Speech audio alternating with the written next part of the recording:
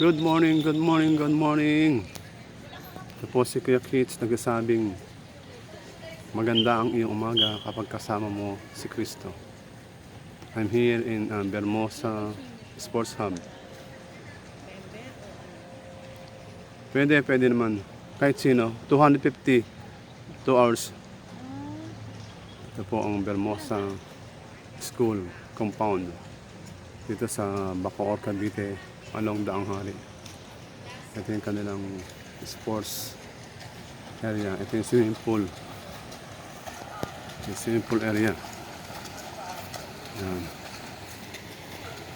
Marami nag-swimming. So pag mag-swimming ka rito, pwede outside there, kaya may bayad 250 pesos per 2 hours. So meron nag-training, triathlon. And then meron mga swimmer, meron din nagtuturo, nag-swim.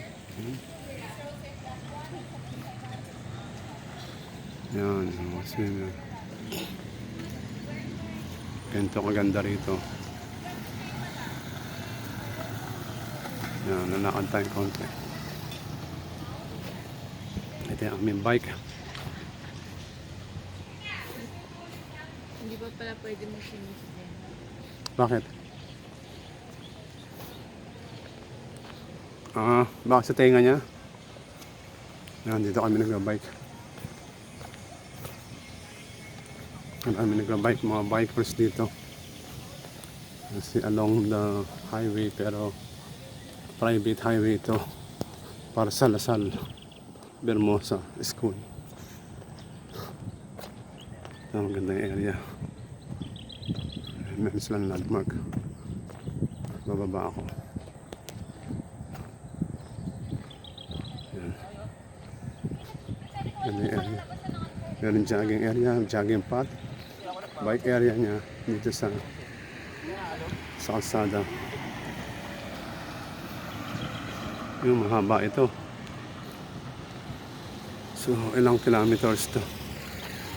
So, mga 3 kilometers to paikot. 3 to 4 kilometers. But yung area niya, ilang hektarya to? Yung lupa nila. Doon yung Daang Hari, banda ron. Ito naman yung lupa pa ng Bermosa. Paikot pa to. Balik na tayo sa swimming pool. Ayan. Ayan.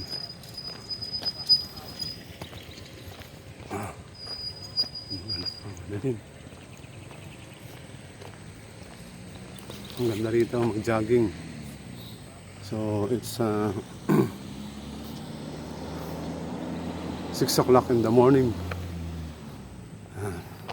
Gusto mo maging athlete, dito ako mag-practice. Gusto mo mag-practice sa pagiging marathoners, dito ako mag-practice.